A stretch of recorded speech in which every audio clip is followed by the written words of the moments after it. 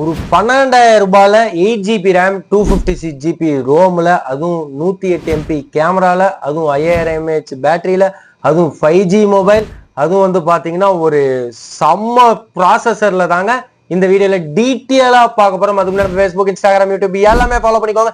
அப்பதாங்க இந்த மாதிரி ரெகுலரா உங்களுக்கு அப்டேட் வந்துகிட்டே இருக்கும். இதுதாங்க இன்ஃபினிக்ஸ்ல Note 30 5G. இதுல வந்து பாத்தீங்கன்னா ஒரு 3-4 கலர்ஸ் அவைலபிள் வந்திருக்கு.